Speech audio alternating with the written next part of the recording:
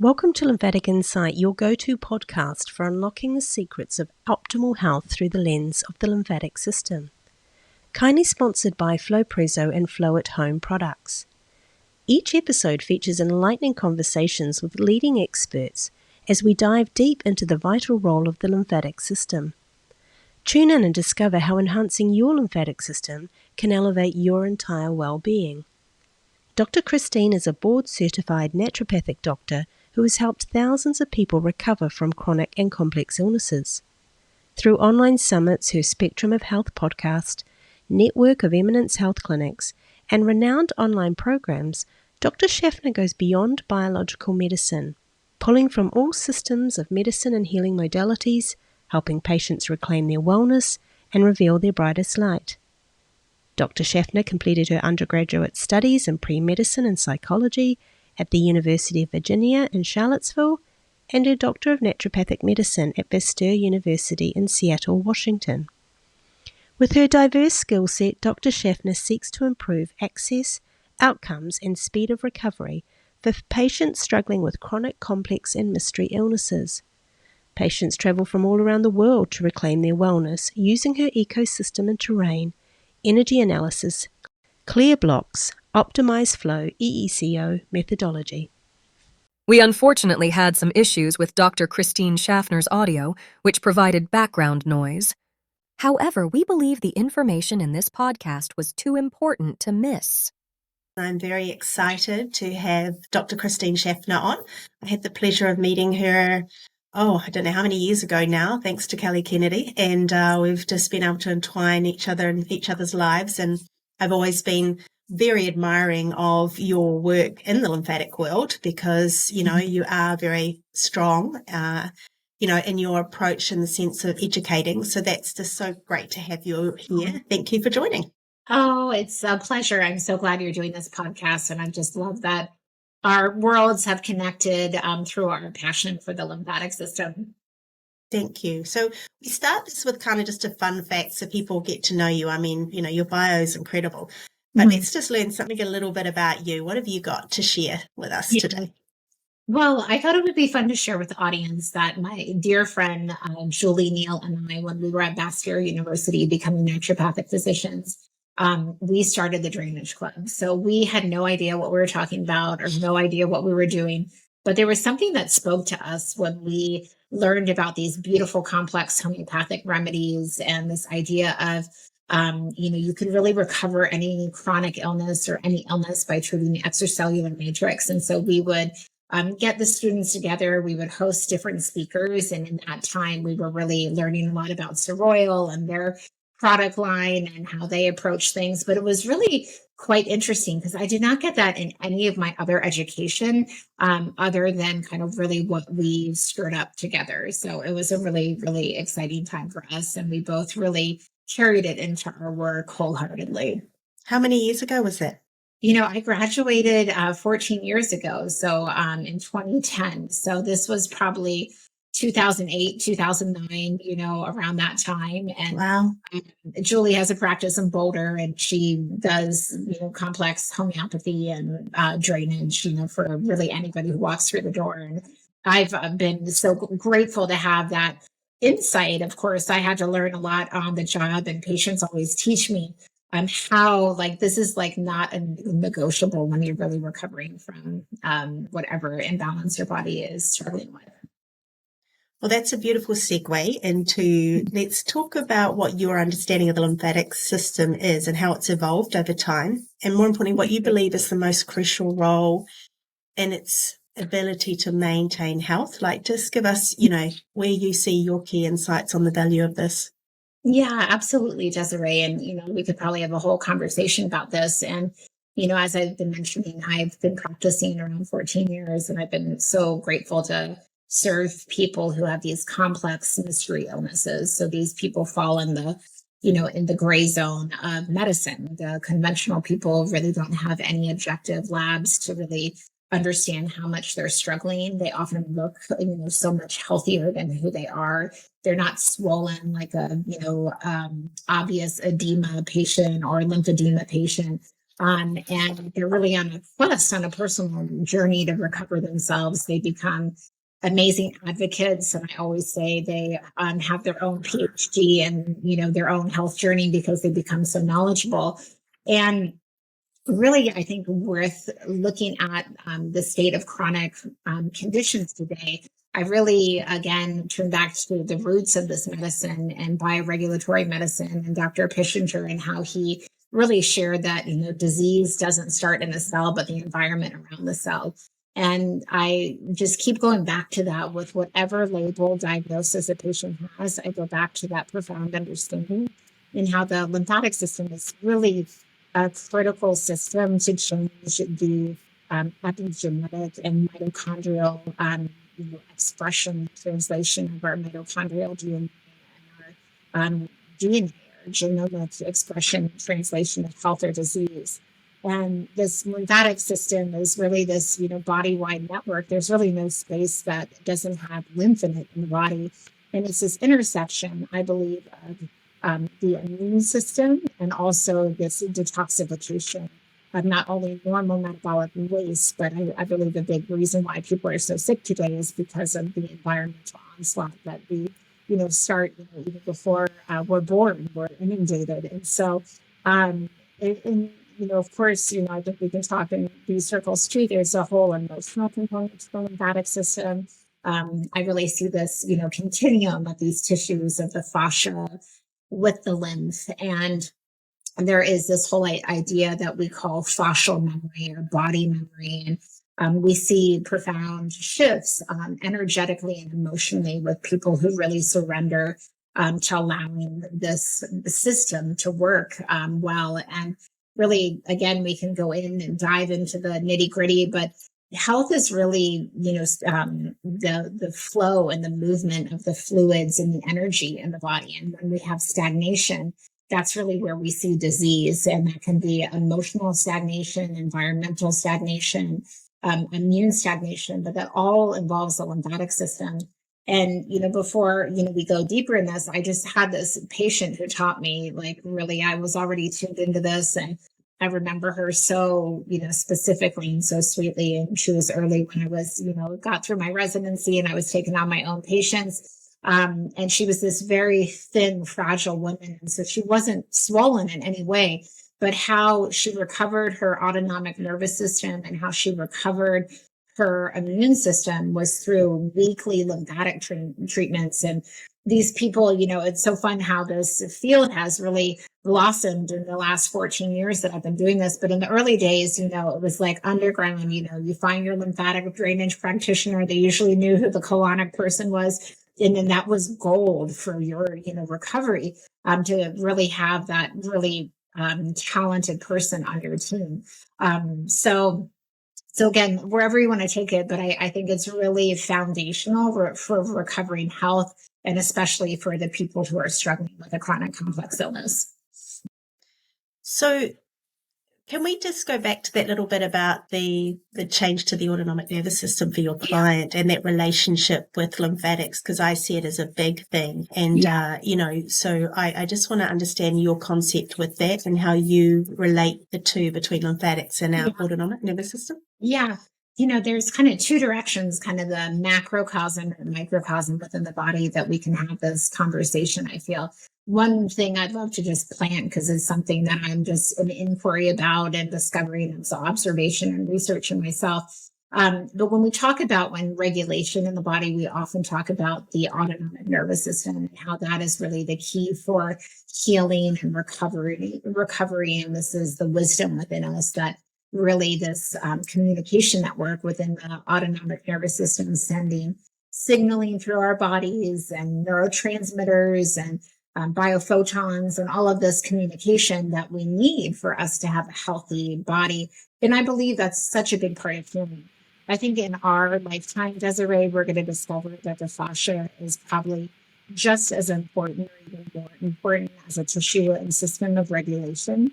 I've read papers and really, observing it, I think, in my own practice. And I can't wait till we have more tangible, objective knowledge to support this statement. But there are people who are thinking that the fascia actually communicates faster than the autonomic nervous system. And so that is also this, key to regulation and health.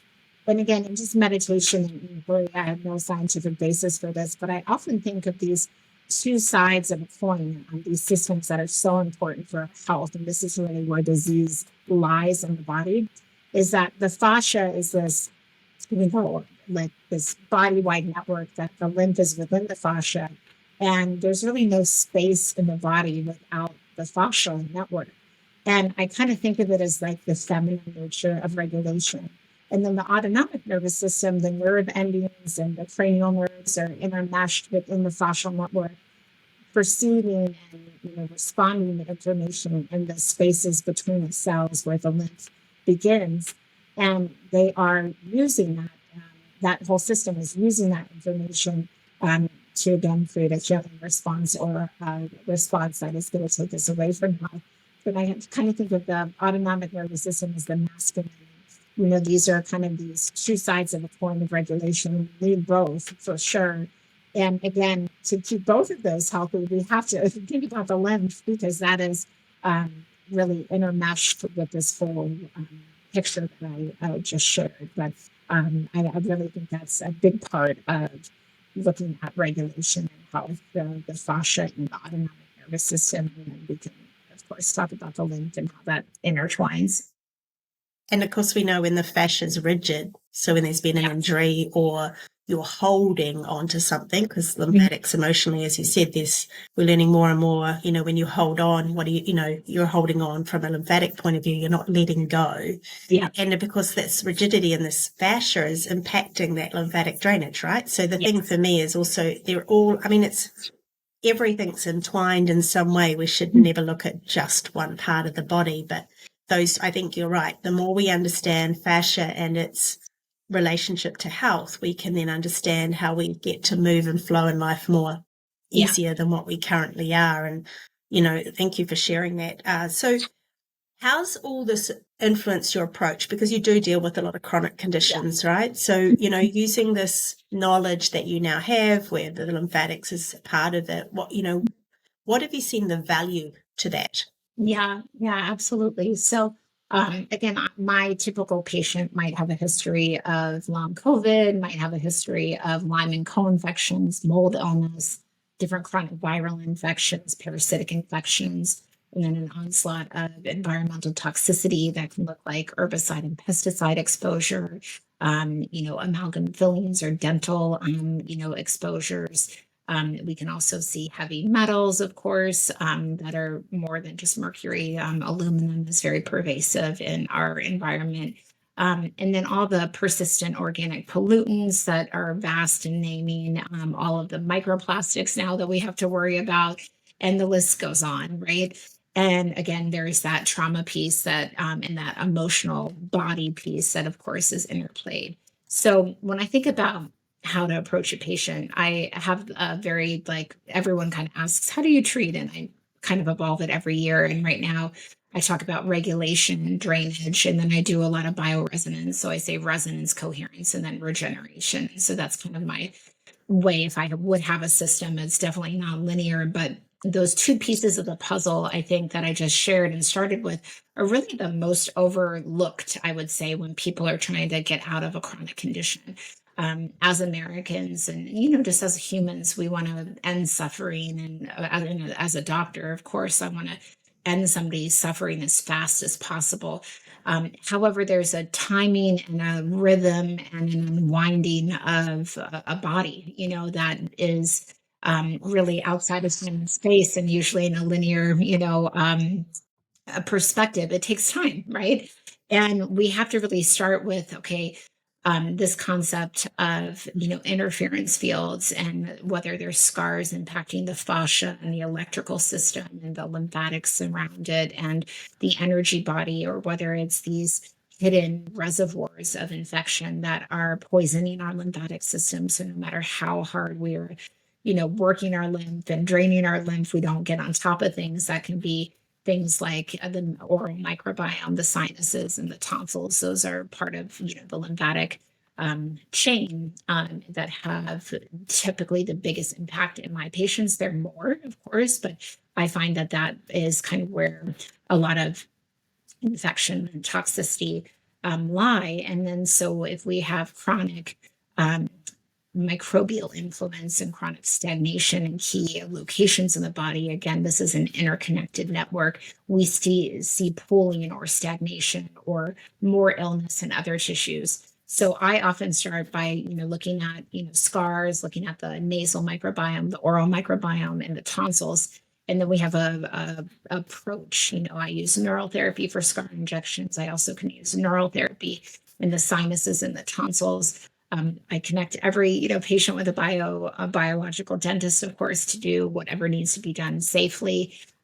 We also have in America, a lot of people are colonized with either fungal overgrowth or biofilm excess or bacterial imbalance in their sinuses. And the tonsils are a big, connection, I think, between the lymph in the brain, the lymph in the gut, and immune priming in both of those tissues. And we can see a lot of chronic neural inflammation and even symptoms like brain fog or anxiety or depression or PANS, or sleep imbalances if the tonsils and the sinuses are not draining. We can also see chronic gut conditions and that whole lymphatic network of gut-associated lymphoid tissue and the Peyer's patches and the mesentery lymphatic nodes. All of that can be impacted by the constant, dripping and drainage of infected tissue. And so that has always really steered me in the right direction. That's often a very big starting point.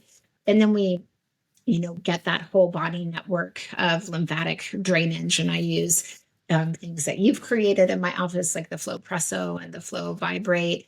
I also use my own topicals we've created, Lymph Flow and Somnium. I also am dear friends and have created a line of plant stem cells that are these, I think, drainage remedies for our time. I've made them liposomal to impact the lymph and the liver and the spleen. And then, again, those organs of elimination work really well with the lymphatic system. Again, that lymph drains from the extracellular space and comes back into the circulatory system and then has to be filtered through the liver and the gallbladder and the colon and the kidneys and the lungs and the skin. So all of that is really just foundational to then treat, more deeply and more sophisticated targeted infection or toxicant treatment. And I think also when people are really, I do see patients who have a neuropsychiatric predisposition if their brain is so inflamed or they've had so much trauma or we know that they need to let go. But there's a timing and a stability that the body needs to have a container for to do that work. And I think, we've gotten all of this wonderful information about trauma out there. And I think people really need to have that in their mind as, part of their deep healing work.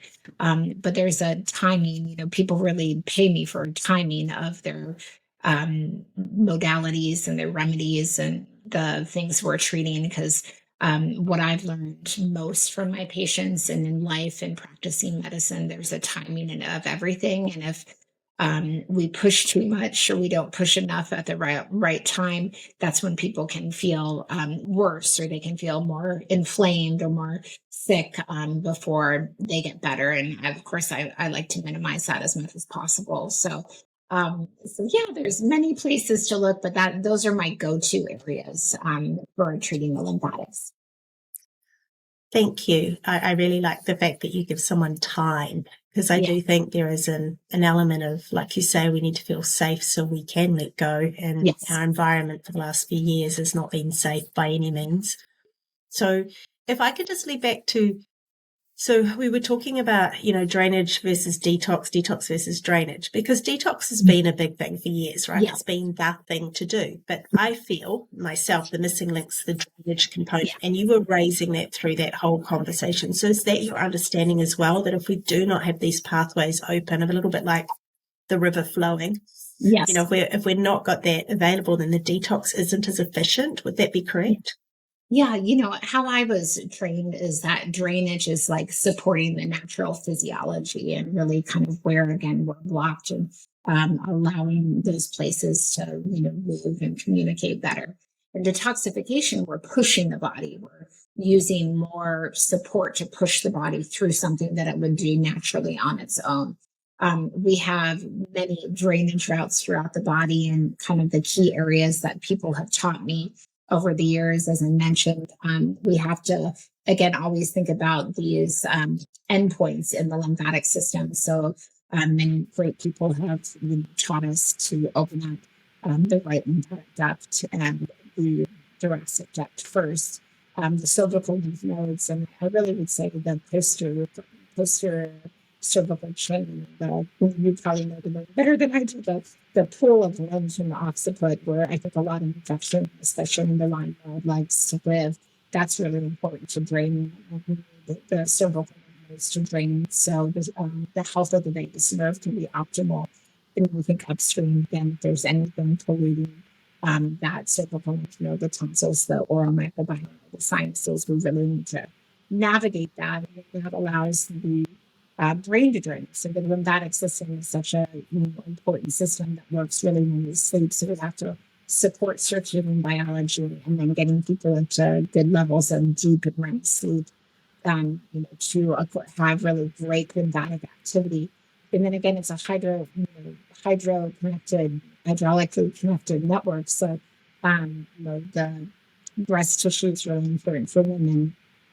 So people have had mastectomies, lumpectomies, explants, implants, all of that, of course, we encourage women to get rid of their implants, especially if they're going through these illnesses. All of that, scar tissue is really important to work on to help drain the thoracic and sternal and apical lymph nodes. The axilla is a huge area for both women and men. We want to keep that draining. And then, the cisterna really the center of the abdomen, drains the whole lower abdomen. So if people have lower leg issues, which are looking at patients with Bartonella have low their knee, shin pain, vasculitis, vascular, microcirculation issues, burning feet, neuropathy. In order to heal that, the lymphatics are crucial for bringing that oxygen and nutrition to those nerves. And then, of course, in removing inflammation, inflammatory products, and anything that doesn't belong in that space. But, to order to drain the legs, we need the abdomen to drain. We need the pelvic floor. A lot of women have scar tissue in their abdomen. A lot of women have endometriosis, pelvic inflammatory issues, ovarian cysts, fibroids. All of that is really a sign of lymphatic stagnation. And so I think that gets overlooked, not in these circles, but in a lot of circles, the impact of the whole pelvic floor for good lymphatic drainage and how much trauma there really is for women and, of course, men. But I think women with birth and C-sections and sexual trauma and scar tissue and all of that. This is a really overlooked area, and there's a lot of love and support and people who are really skilled in trauma work to do that work with people. And then again, once all of this is open, the legs tend to drain better. But again, we need to use our tools, and from hydrotherapy to fossa to again, anything from castor oil to lymph flow. That's going to help circulation. One other kind of thing, just because this system is all interconnected, and the lymph gets produced in different areas, but a big part of the lymph comes from the blood and microcirculation, where the interstitial fluid starts out of the capillary space. And I don't know about you, Desiree, but everyone's blood is really sticky and stagnant. So especially with COVID, spike protein, even EMF does this. I've been looking at coagulation tests as well as D-dimers, fibrinogen, even galactin-3, all of these kind of windows into the circulatory system. And so I also give people a lot of enzymes, different herbs. It's the chicken and the egg, we need good blood flow for good lymph flow, good lymph flow for good blood flow, but they're interconnected. And I think we're in a time where it's been more assaulted, than ever. So those are kind of the highlights. And, again, this is a whole system and a whole network that you can if you get really key areas, you can move the whole system. But for health and maintaining health and recovering health, you have to look at the whole. So in your professional opinion, though, talking about, the complexity of this, we can't just expect to go to a practitioner once a week and achieve lymphatic drainage, right? Self-care really, it does come back to the person thinking about what they can do on a daily basis due to, like you said, the onslaught of that environmental. Is that correct? Like, is that what you've noticed in your clinical practice? Yeah, it's typically a combination of things. So they have maybe their lymphatic drainage practitioner, or, they have access to a flow presso, or they have, these lymphatic tools that they do, regularly, or massage, or even, gua spas, whatever people's budgets can afford. Your hands also are always there if that's, what you have. And then I think my piece that I really want to share is that, you have to look at these hidden stressors or these underlying causes, because you will plateau in the lymphatic drainage if you're not addressing, the scars, the tonsils, the oral microbiome, the sinuses, having an underlying infection, having a stressed immune system, not getting enough sleep, having, cervical issues or dysautonomia.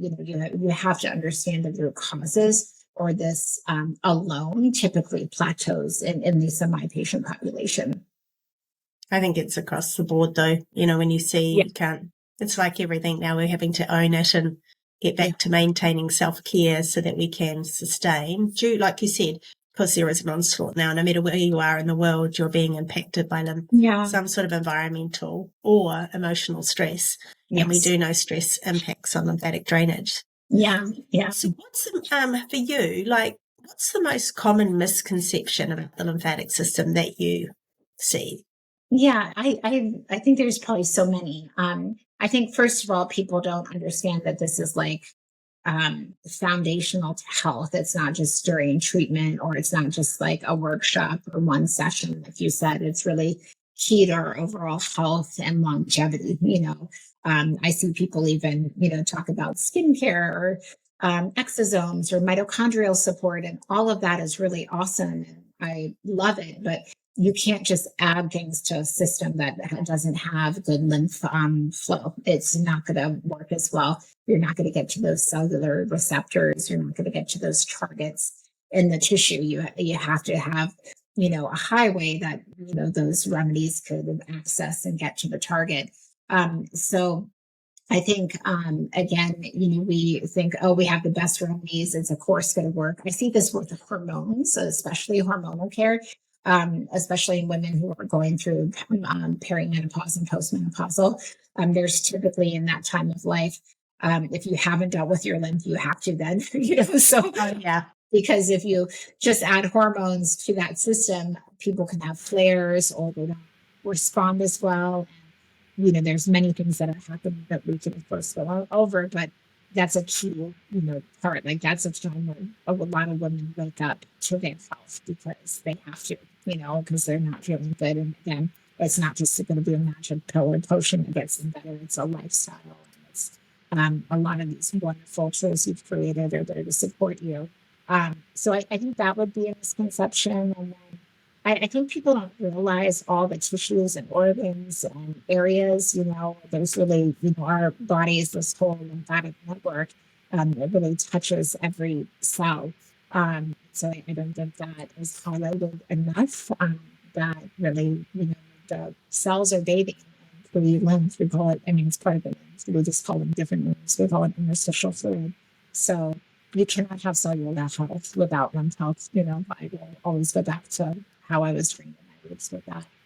And I think, again, I've seen so much knowledge increase, with people like you, and the awareness is increasing more and more. So I think, that is awesome. I think it's still in like beauty circles or these super niche, areas of medicine that we're in. And so I'd like to see, even kids, I tell my daughter about the lymphatic system, I tell her, how it works. And, she's only 6, but I tell her about her body and how it works. And, she is developing an understanding. It's like the how-to guide that none of us ever learned, So, but yeah, it's really exciting because I think we can still make such an impact on people's health and their recovery and feeling vital and well, and really what our birthright is to have health and have longevity and have a clear mind and an open heart and not hold on,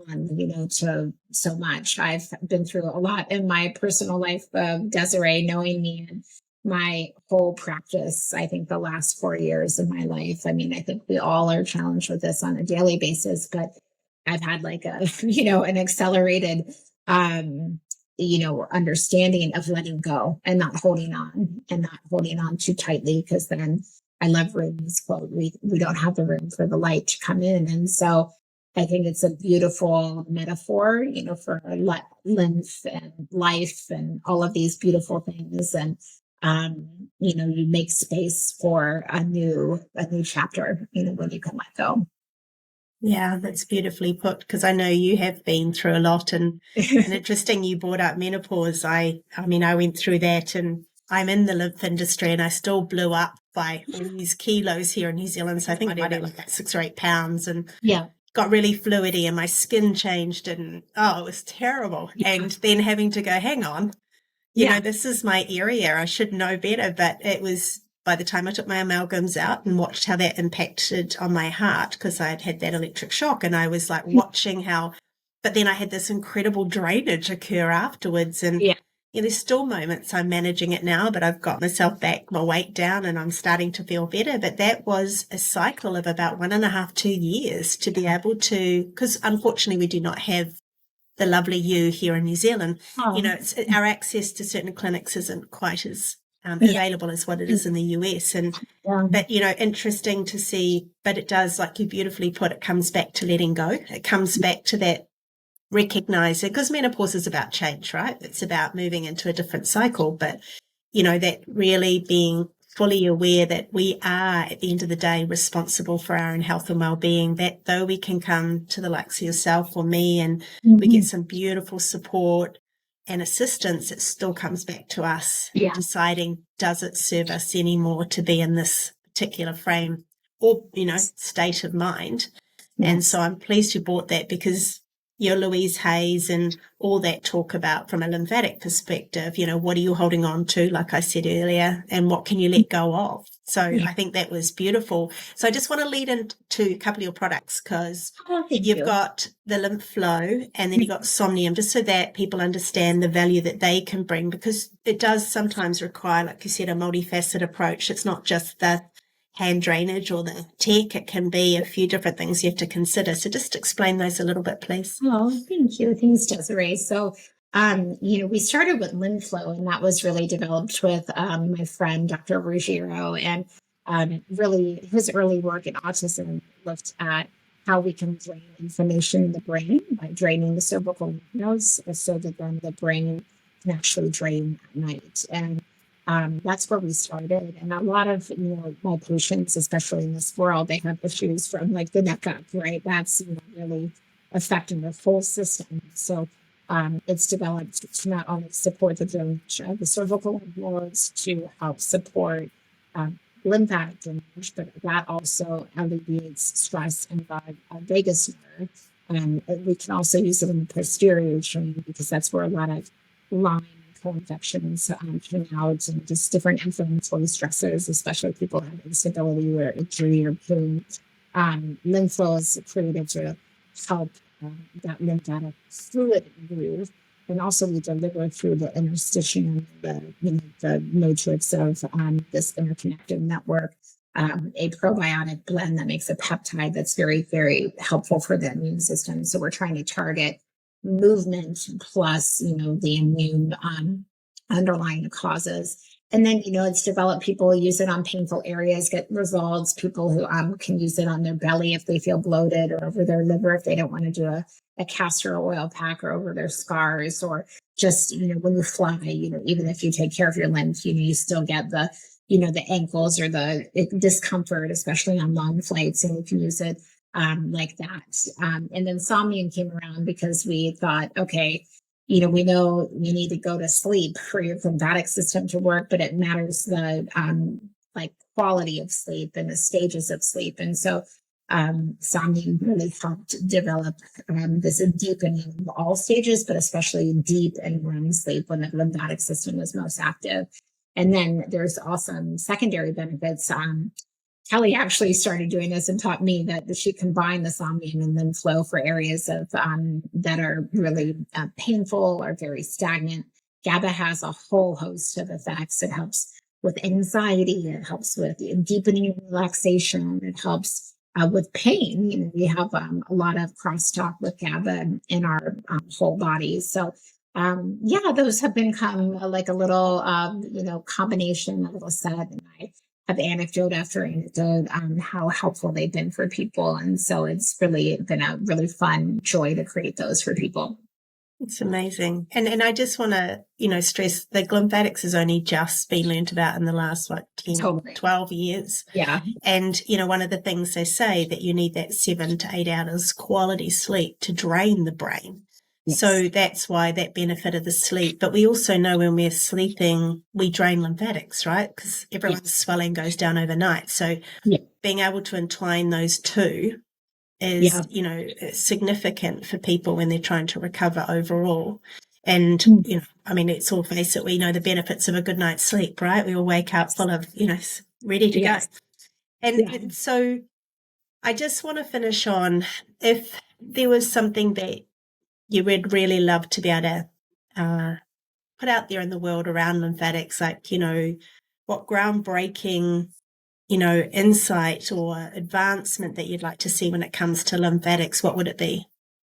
Yeah, I think we're, as you shared, we're just really turning science really inward on this beautiful system. And I know there's been a whole body of work around lymphedema and people who've had surgical interventions and, but I think there's, again, the lymphatic system's newly discovered, the mesenteric system, that abdominal connection between the abdomen and the abdominal wall is newly discovered. The interstitium is newly discovered. So we have this whole highway of interconnection and movement and emotional health and regulation and keeping us, not overwhelmed and overburdened by toxins and infections. And so I really want to see, I think, the insight that I want to share is really what's happening on such this microcosmic level and how we can again facilitate drainage and more movement. You've done incredible work with your technologies and your study and your research to show what's possible. And so I just hope, the research will get into the larger communities. I think that's you and I are deeply intuitive and compassionate practitioners and physicians. And I feel like, that's great for our circles, but how we really get the word out there and how we bridge and really change medicine is through sharing and proving what we're doing. I'm hoping that, this multivariable, multi-systemic, body-wide network, gets the love and attention and research that it so deserves. Thank you, Christine. I really appreciate that. And thank you for coming on. It really does mean a lot that you've taken the time, because I know you're very busy in your practice, and we're going to put all the details for everyone to learn more about you so that they can connect and even maybe come and see your beautiful practice, which I'm yet to see. So one day I hope to get up to Seattle and be able to. I feel like I'm more traveled than most Americans in the US, but, one day I will get there, I promise. So thank you for taking your time out and giving us this incredible insight and your knowledge. And we will hopefully get to see some of this amazing breakthrough in medical research. And you and I in a year's time might be sitting on a podcast going, look at this, what's achieved. I know it will happen. Well, thank you so much again. Thank you, Desiree. Thank you so much.